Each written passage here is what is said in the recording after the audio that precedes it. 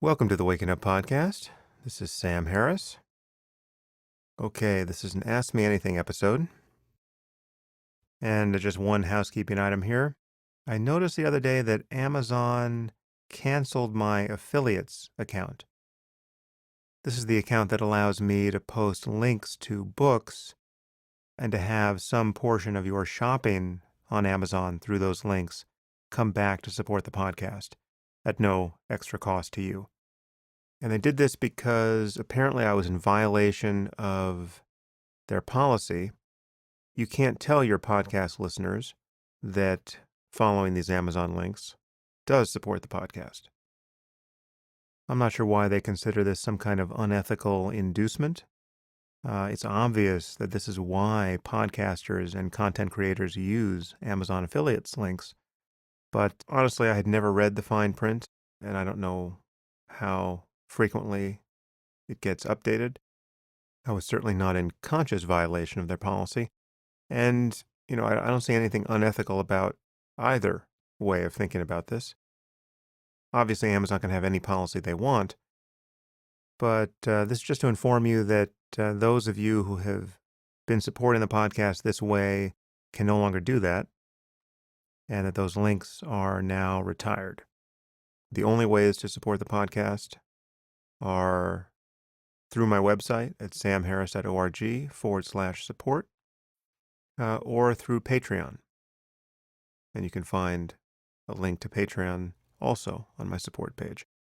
But I mentioned this for another reason. This is a larger problem that people are running into online, people who are creating content.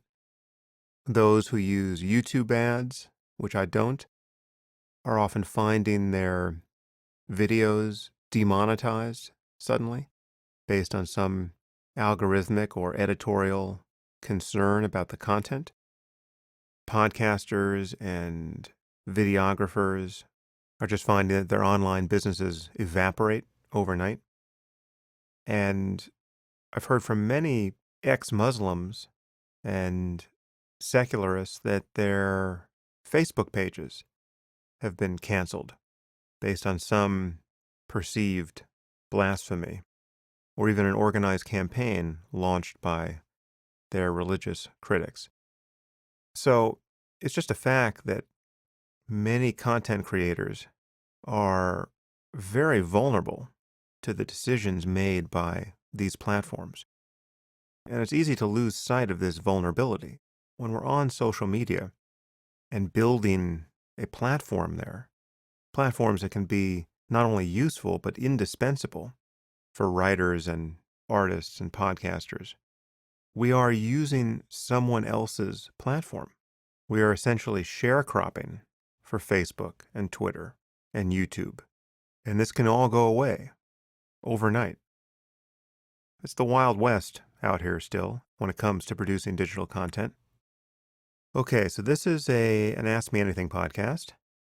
I went out on Twitter asking for questions, and it looks like I got 1,400 of them, or at least 1,400 responses to the tweet.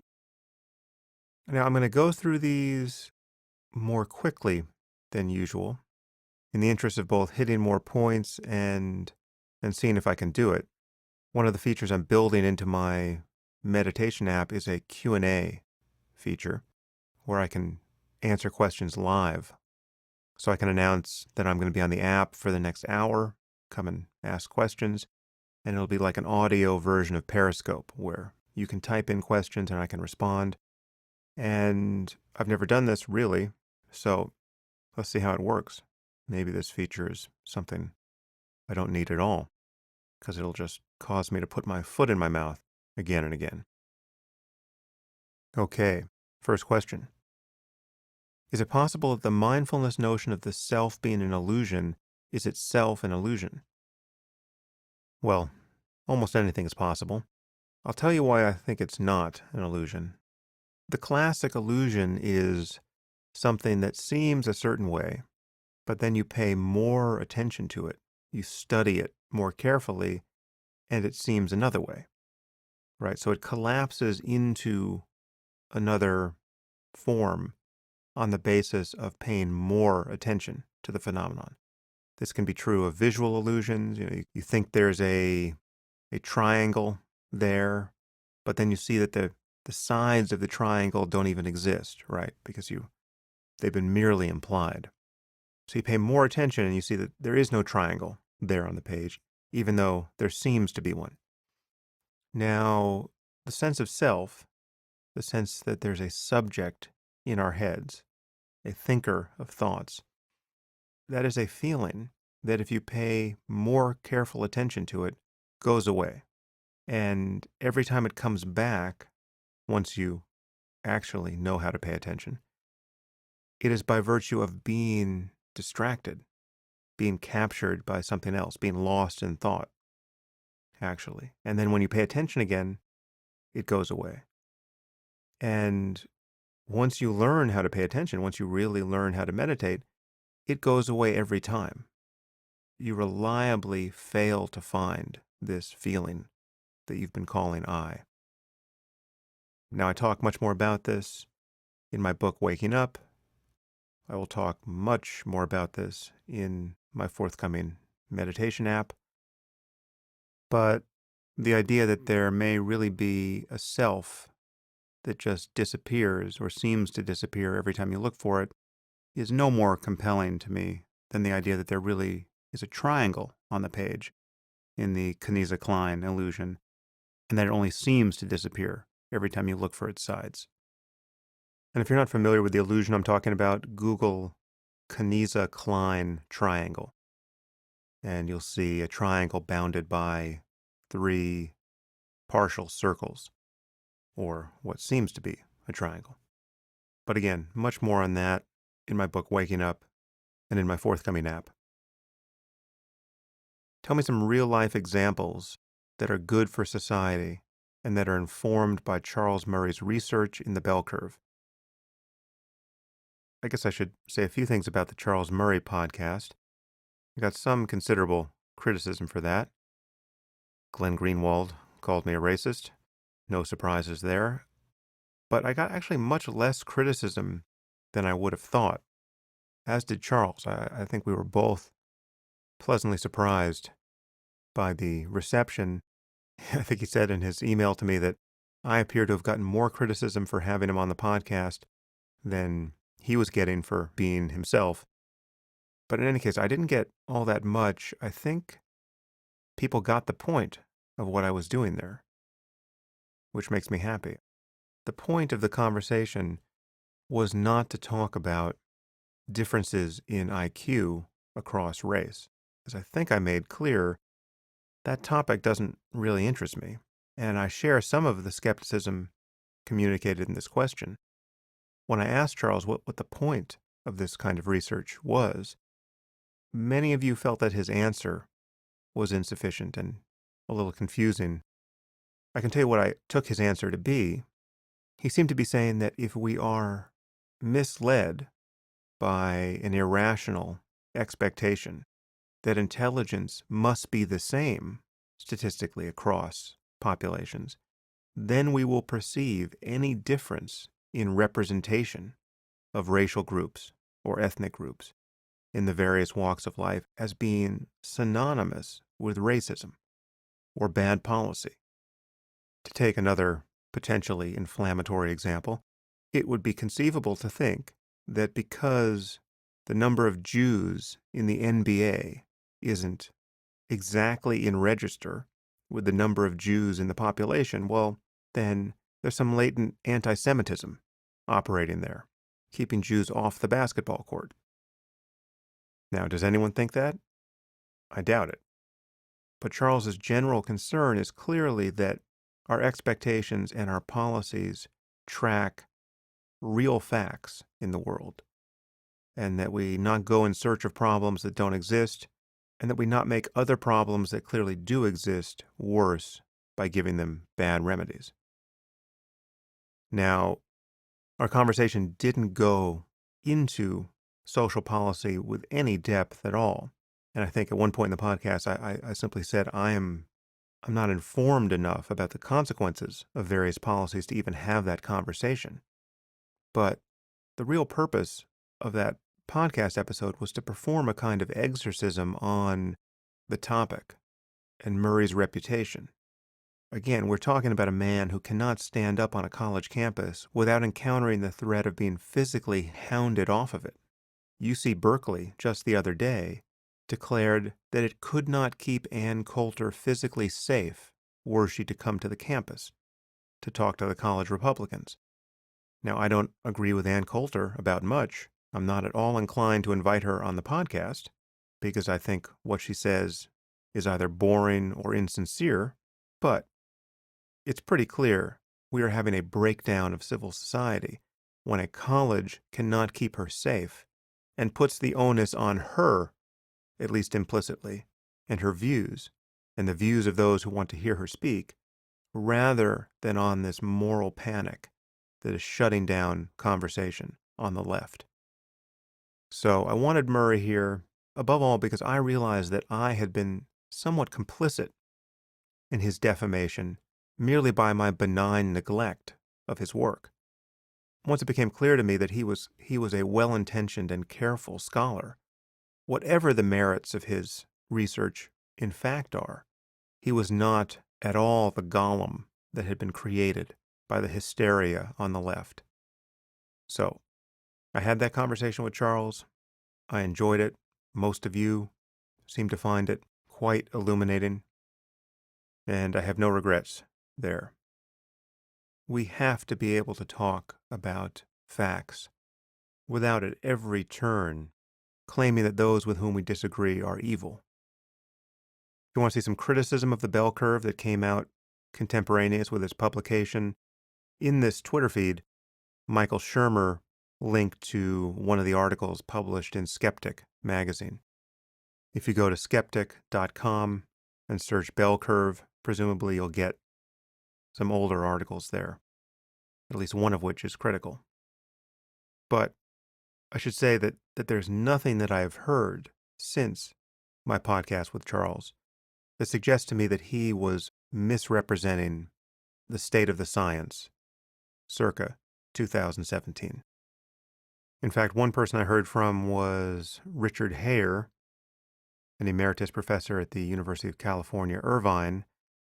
Richard is a Ph.D. in psychology who studies the neurobiology of intelligence. And he's written a very recent book for Cambridge University Press entitled The Neuroscience of Intelligence. I have now read part of that book, just arrived the other day. And what's clear from the parts I've read and from his email to me is that the basic science that Murray was discussing has held up. As controversial as it still is in some quarters, the notion of general intelligence seems valid. IQ tests can test for it. There's no reason to think that we are unable to do this in an unbiased way. And the results of these tests are predictive of a wide variety of outcomes, educationally, occupationally, and otherwise. And there seems to be absolutely no question that intelligence is highly heritable and correlates with neurophysiological facts at the level of the brain. So again, this is not my area of special interest, and none of this is to claim that intelligence is the only thing that dictates success in life. I'm sure many of you know some very smart people who haven't done much of anything with their lives or have done some very questionable things.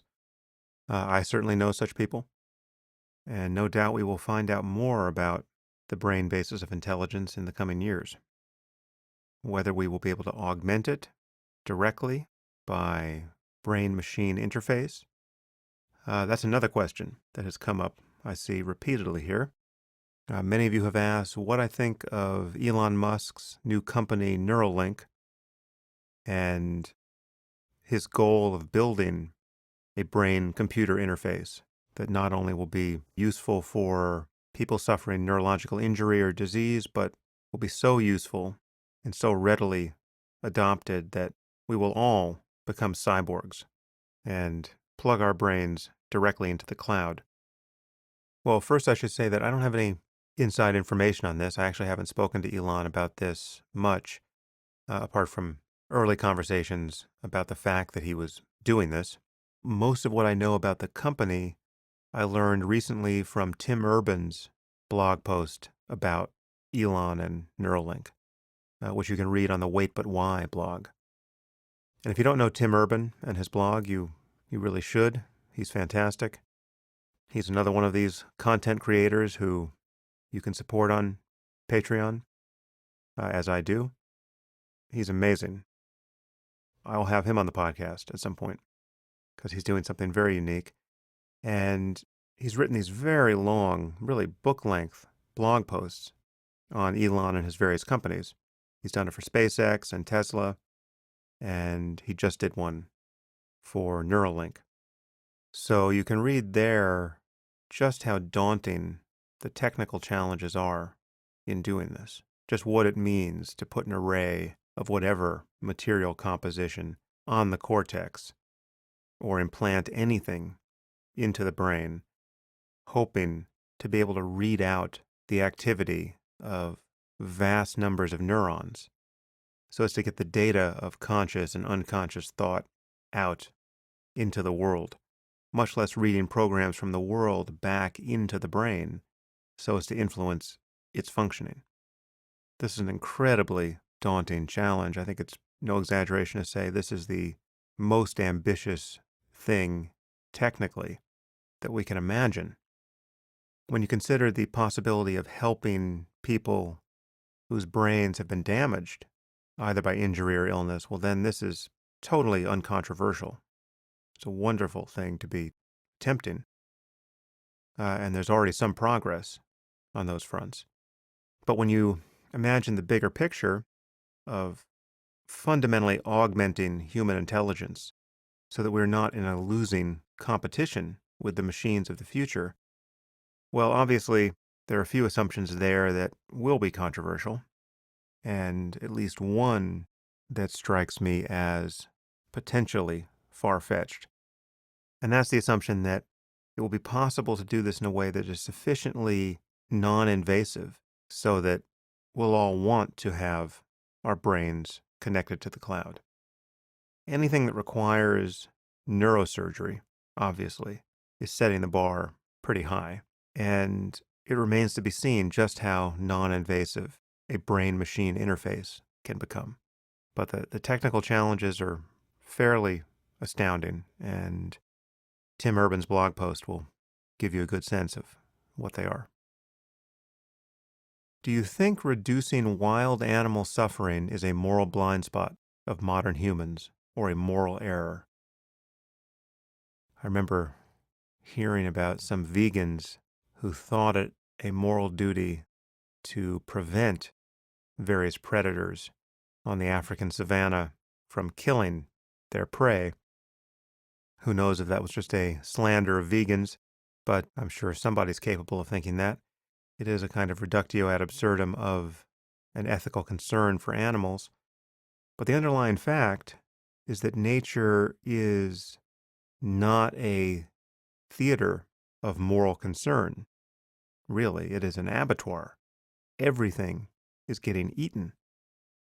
Okay? Every animal, with the exception of the apex predators, lives in perpetual flight from the other animals that want to make it a meal. There is no way to intercede here that doesn't directly cause the starvation and therefore misery and death of some other species. And then when you add the layer of contagious illness and parasites, right, the fact that every creature is more or less all the time being victimized by various worms and amoebas, it's pretty clear that there is no all-seeing and all-powerful, compassionate God who set this place up for general equanimity. So yeah, I don't see how we intercede on behalf of the rabbits and the pigeons and take a position against the foxes and coyotes and hawks I do feel a little strange about people who keep pet snakes and repeatedly feed them mammals like mice and rats. There's a cognitive hierarchy there that I wouldn't want to keep standing on the wrong side of day after day. I think the rats and the mice suffer more than the snakes. That could just be my warm-blooded bias, but the neurological details would back me up there. Next question. How is Brazilian Jiu-Jitsu coming? Slowly, as ever. I absolutely love it. I'm still in the mode of perpetually mitigating injury, so I don't do it nearly as much as I would want to. I think I will probably be a blue belt for the rest of my life at this rate, but it does remain one of the most gratifying hours I can spend doing anything. What are your thoughts on Kevin Kelly's article, The Myth of Superhuman AI? Actually, I've read the article, and Kevin got in touch with me, and we're going to do a podcast, I think in about a month here. I have to check the calendar, but it's already scheduled, and I look forward to that. We disagree about many things on this topic, and that should be a fun conversation. I think we disagree about religion and a few other things too, so I'm looking forward to that. How do you think your friend, the late great Christopher Hitchens, would have dealt with the Trump presidency? Well, eloquently, no doubt.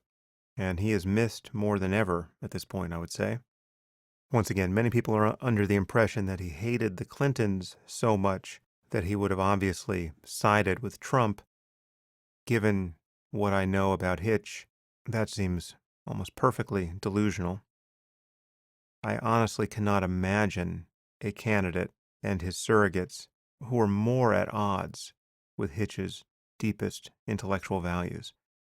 The lack of honesty and real intellectual engagement with history and with policy and with facts as they can be known.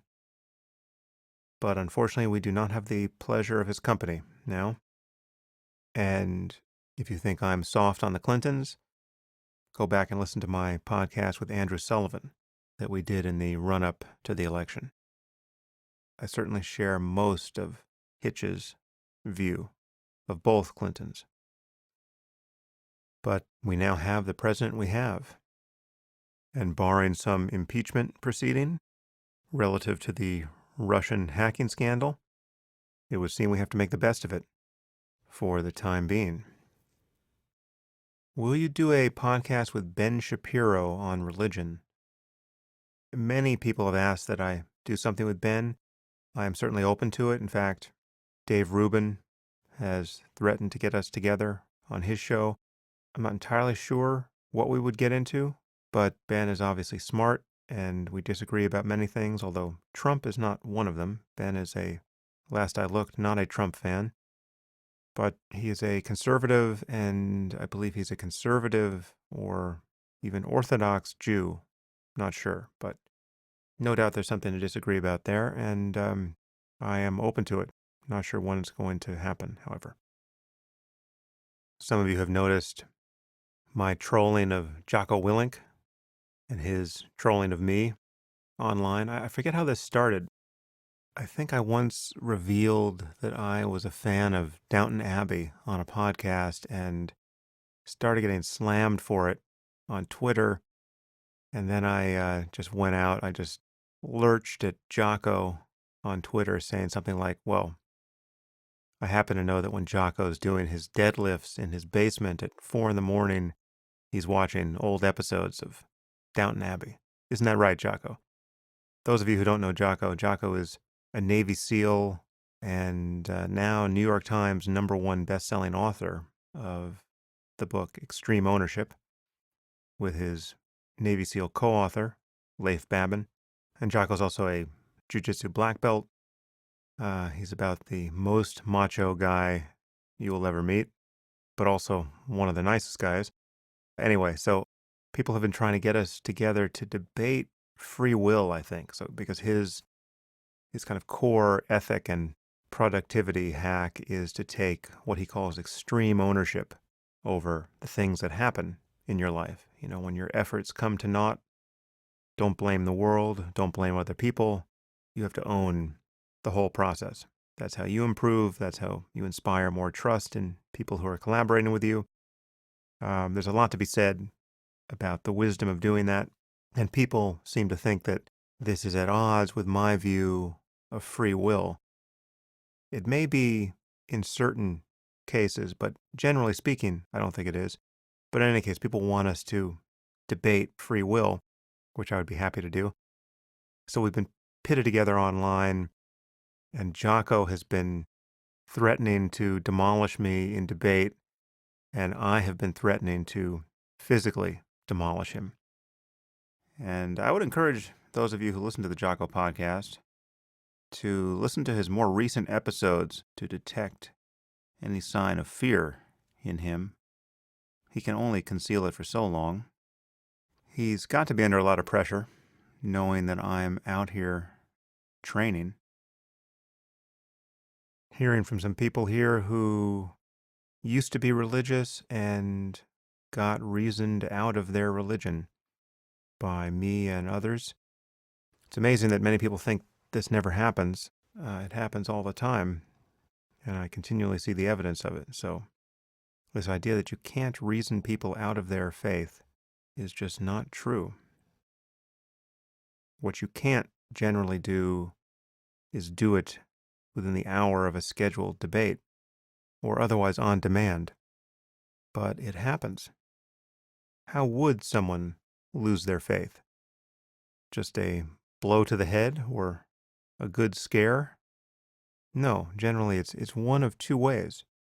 They either discover the ways in which various doctrines don't make a lot of sense, or they don't want the sort of life that seems to be dictated by any kind of serious adherence to revelation. So it's some combination of those two. It either doesn't make sense or it doesn't lead somewhere good. But the first reason, I think, is always the more compelling. People will make fairly impressive sacrifices to their own happiness and even to the happiness of their children if they believe that the doctrines that justify and even mandate those sacrifices are true. So the question of truth is everyone's concern. This is another point of confusion, the idea that religious people, religious fundamentalists, aren't really concerned about what's true. No, they're as concerned as anyone. They're far more concerned, in fact, about truth than many so-called religious moderates and liberals. Is there hope for centrist politics in the polarized two-party system we're in? Well, I certainly hope so. It's hard to even know what the political poles are at the moment. The left and right have become so similar in their hostility to honest conversation and facts. Sanity has to be some distance from those two extremes at this point. But how we energize the center, that's the billion-dollar question. How to unindoctrinate or reason with someone with a severe social justice warrior / Marxist syndrome. So how to reason with the extreme left. I certainly can't claim to be especially good at that. I know how to collide with them. I know how to encourage them to vilify me and lie about me. I can tell you how to get them to call you a racist pretty quickly. But this is difficult. And it's every bit as difficult as reasoning with an extreme religious fundamentalist, or a real racist, or xenophobe, or anti-Semite on the right. And again, right and left politically are faltering as categories because anti-Semitism is not necessarily just on the right. It's just as prevalent, I would say, on the left at the moment. It's an increasingly confusing Venn diagram of interlocking dogmatisms here. And I can't say I've figured out how best to talk about these things. But as to what one could say to persuade someone who thinks the extreme left is making perfect sense at the moment?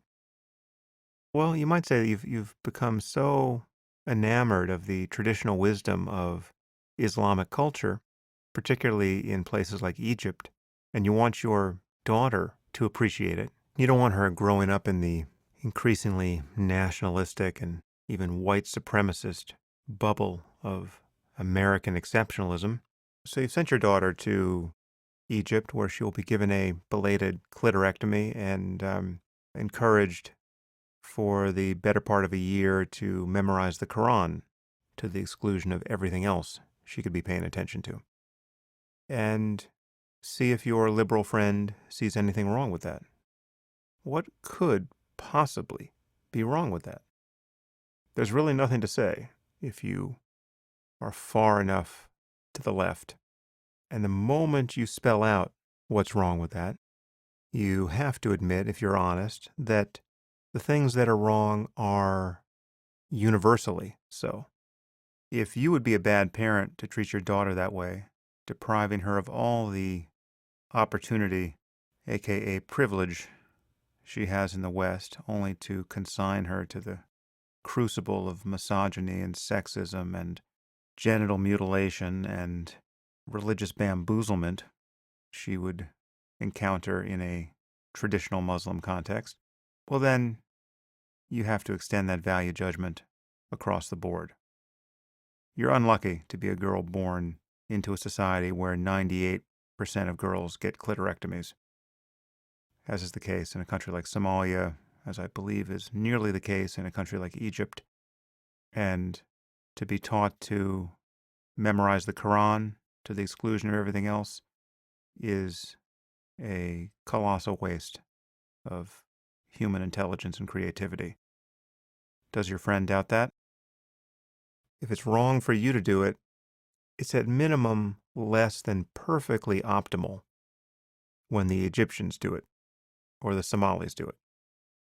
If you admit that, it's only decent to admire the heroism of someone like Ayaan Hirsi Ali when she escapes that unlucky start in life and becomes a highly functioning, articulate, well-educated member of a complex and cosmopolitan society. So that whole picture, if you pay attention to the arithmetic of values implied there, you will see that facts don't suddenly cease to become facts once you get on an airplane and fly to a different country. Facts with respect to how human beings can thrive creatively, interpersonally, socially, medically, etc. You can push people's intuitions around in those ways, but whether or not it works in the span of any given conversation, I have seen it impressively fail.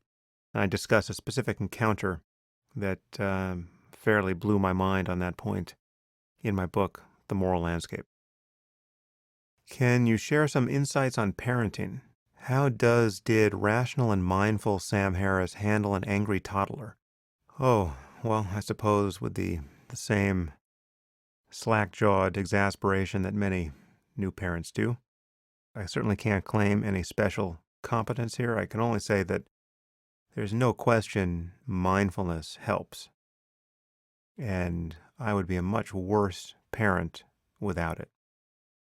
Specifically, what mindfulness allows you to do is recover more quickly. It's not that you won't get angry or frustrated or impatient, but the half-life of these reactions can be cut way, way down. And the difference between being angry for an hour versus a minute versus 4 seconds, these are enormous differences. I mean, just think of the things you can wind up saying and doing in your life if you are filled with rage for an hour, right? But if it only lasts a moment or two, it can only commit you to so much. It might only commit you to a facial expression. It's an enormous difference. And meditation is the best tool I know for allowing us to observe our reaction in the moment that may be taking us somewhere not worth going and allowing us to release it in the next. It becomes a kind of superpower. But that's not to say that the same negative emotions won't continue to arise in parenting or anywhere else. In my experience, they certainly do. Another question on parenting: how do you explain other religions and beliefs to your kids? Do you simply give them the info and hope they think critically? Well, we're just getting into the age where this conversation becomes more relevant. My oldest daughter certainly knows what I think about the concept that any one of our books was dictated by an omniscient being. She has a sense of how preposterous that is. She also knows that Santa is a fiction, though her enthusiasm for Christmas is undiminished. In my experience thus far, this is just not a problem. There's no reason to teach your kids to be disdainful of other people's beliefs. I think you just need to teach them that there's diversity of opinion on a wide range of questions here, and some opinions are more backed up by evidence than others. You want kids who, in an age-appropriate way, but as early as possible, can understand that our beliefs about the world need to be tested, and they need to be talked about and revised. So, as a parent, you're constantly giving reasons for things, explaining causal connections in the world. And if you want to be an adult who can reason flexibly about things, even very important things, even things that you have certain hopes and fears about, well, then you want to give your kids those tools as early as they can get them in hand, I think. That's not to say that you want to impart a sense of epistemological insecurity to them. You don't want them thinking that grown-ups don't know anything about anything, right? And that anything can change at any moment. Because, of course, that's not true. And there's certainly ways of misunderstanding intellectual progress that can give that sense. Many people seem to think that the history of scientific progress more or less demonstrates that any notion of scientific truth is pure fiction, because anything we think is true is destined to be reconstrued and finally overturned by some future scientific insight. That is not quite what happens in science. And I spoke about that, I think, most recently with Lawrence Krauss on the podcast. And I think maybe Neil deGrasse Tyson and I touched on that too. Probably David Deutsch. This topic has been touched several times on the podcast. Not everything is up for grabs. Could you describe what it was like going through your Ph.D. program? And what was it like going back to undergrad after a long break? Well, it was humbling. It was definitely humbling and even lacerating to go back to finish my undergraduate degree at the late age of 31, I believe. Insofar as I can use my unconventional experience to illuminate a path for anyone else here, I do recommend that you finish your undergraduate degree before taking time off, because it is just psychologically harder to go back and finish that than it is to go to graduate school. But then when I made the move to my neuroscience PhD program, again, it was a very unconventional tour through the academy, and one which I don't think many people could draw any lessons from. First, it was fairly unconventional because when September 11th came around and I wrote my first book, and then my second, I basically disappeared from my lab for about 4 years or so. I didn't completely disappear. I was still doing some work so as to remain in contact with my PhD program, but I was fairly AWOL. You know, what was weird there, both psychologically and socially, was that I was becoming a sort of famous person, but I was also a bit of a cautionary tale, because my research was clearly stalled. I wasn't doing much of anything from the lab's point of view. And yet I was publishing books and going to conferences. So I was simultaneously one of the most successful and least successful people in the program at that moment. And I had the kind of Janus-faced feeling about myself that you would imagine would grow in that condition. It's not an especially comfortable feeling as a graduate student during those years.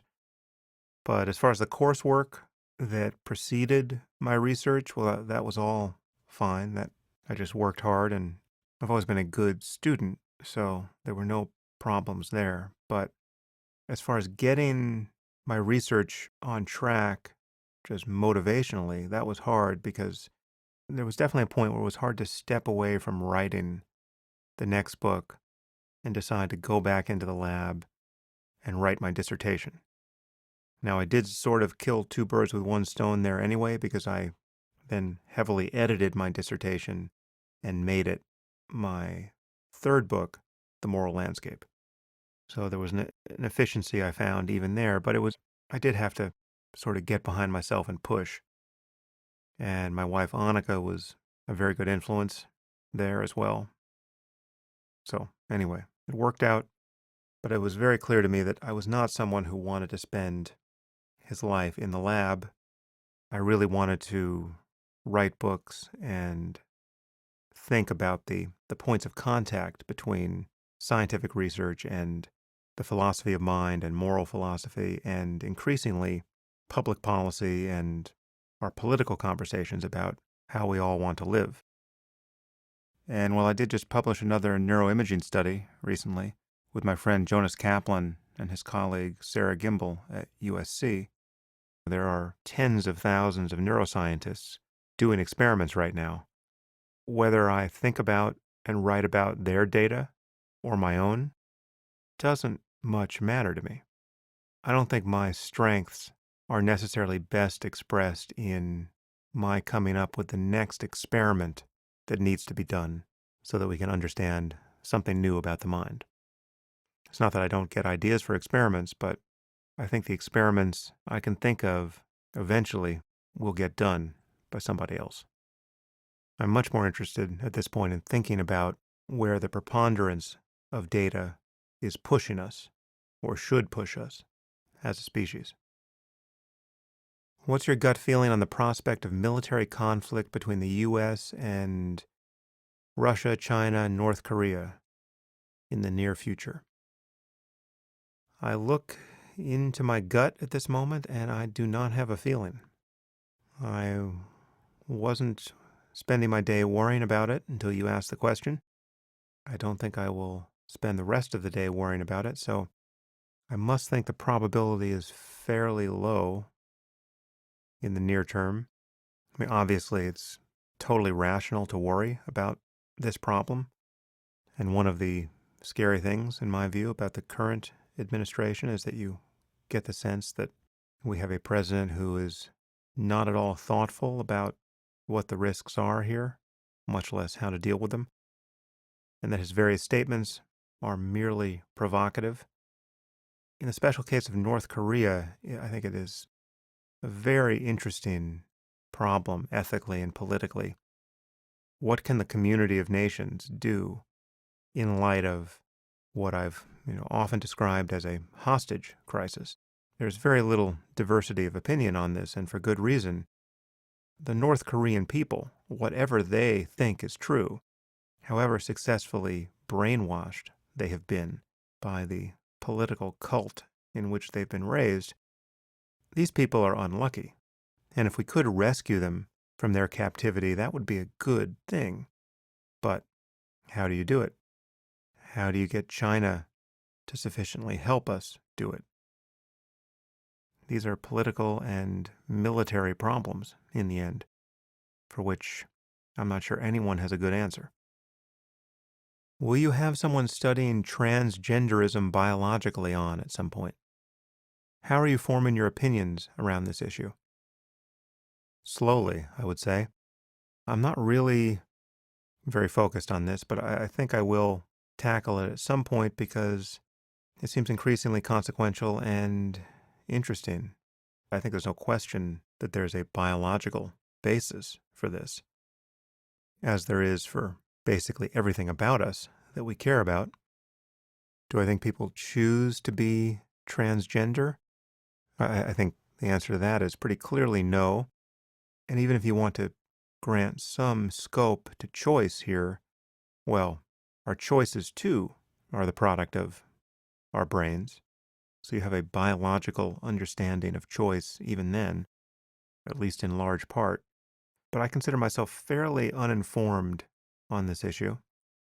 However, I know at least one transgender child, and it's been absolutely clear from watching her grow up that this is not a matter of a child being culturally indoctrinated into transgenderism. There are biological processes giving rise to this. And clearly, we want a society that makes all of the appropriate ethical and political concessions to that reality without a tsunami of political hysteria engulfing everything else we care about. If you think the solution to this problem is we now have to memorize 37 different pronouns and consider conservative speech about this issue akin to physical violence, well then, you are stuck in a moral backwater somewhere near the left extreme of the political spectrum, presumably getting ready to celebrate the passion of Berkeley students when they burn down the campus in response to Milo's next visit. That is a moral and political dead end. I just saw the young philosopher Rebecca Tuville savaged by her feminist colleagues for having been so callous as to wonder in the span of a philosophical paper whether there were interesting parallels between gender identity and racial identity. If one can feel that one doesn't really belong to the gender of one's birth, is it also valid to feel that one doesn't belong to the race to which one has seemingly been assigned by birth? But she compared Caitlyn Jenner and the celebration that attended her story to Rachel Dolezal, the woman who was vilified for claiming to be black when in fact she was white. I believe she's wondered whether there's some kind of intellectual or ethical double standard there, or if there's anything that we are confused about in that space. That strikes me as a very interesting question to raise, and I've yet to see how she dealt with it, but I can see how the community of so-called feminists and transgender activists dealt with her. She was more or less burned as a witch. Clearly there's something wrong there. At some point I'm sure I will talk about this, and no doubt I will get myself into trouble. Even more trouble than I'm in as a result of what I've said over the last 90 seconds. Someone says, just finished your book Free Will and wish it was 10 times longer. Any plans for more on this topic? And then another person follows up, wishing that I would write a full-length response to Dan Dennett's book Freedom Evolves. You know, I will talk about free will more and more from the first-person side in my app. I think that's the right context for it, because insofar as I bring anything novel to this topic, it is on the first-person side. I think that, as I say in the book, most people think that we have a strong first-person experience of freedom of the will. We have a very clear internal sense that we could do other than we do in each moment, that our choices are real. And the problem is just that you can't map this internal experience onto a world of physical causes, whether determined or random or some combination thereof. Now that is a problem, but that's not the only problem. The deeper problem is that this notion of free will doesn't even make subjective sense. I argue that there's not even subjective evidence for it. and that you can notice this if you pay close enough attention to what it's like to be you in each moment. So this is why I say that the illusion of free will is itself an illusion. There is no illusion of free will. So that's something that I'll get into in my app in a very first-person way.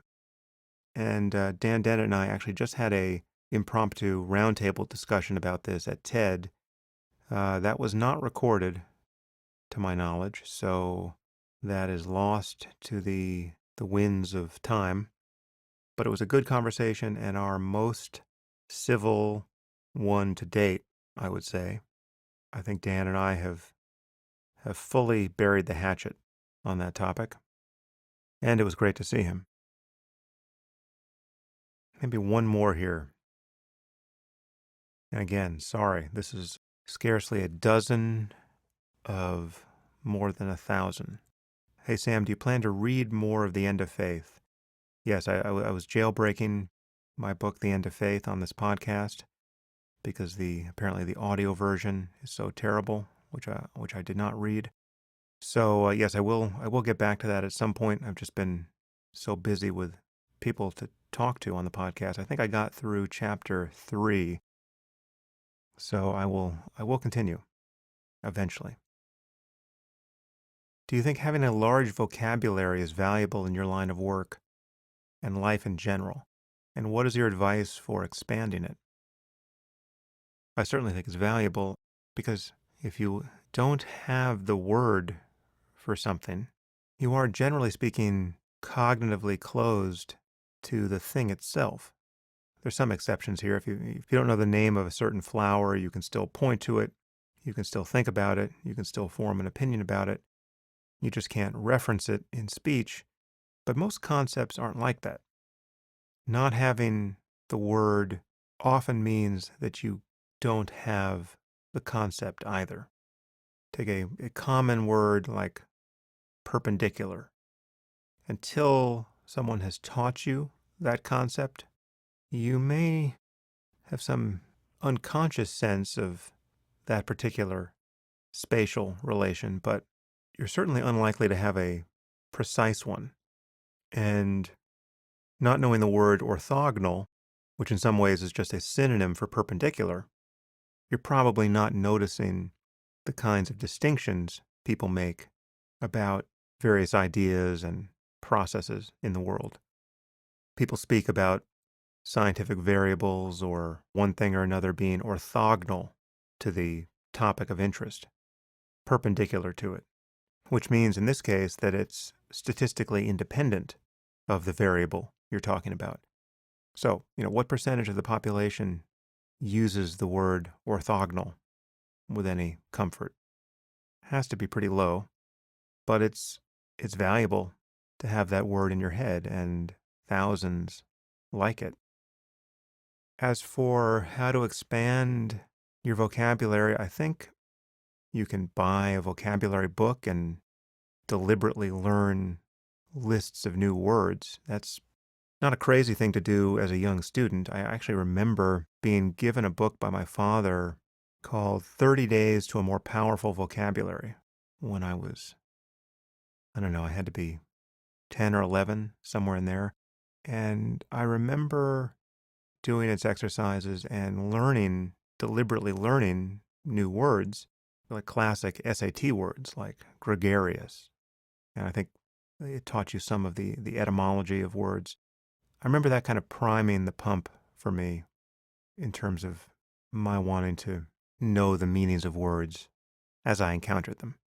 Absent taking some kind of SAT prep style vocabulary course, the process is very simple. Just look words up when you don't know them. Use a dictionary. It's never been easier to use a dictionary. Now you can have a dictionary built directly into your browser or on your phone.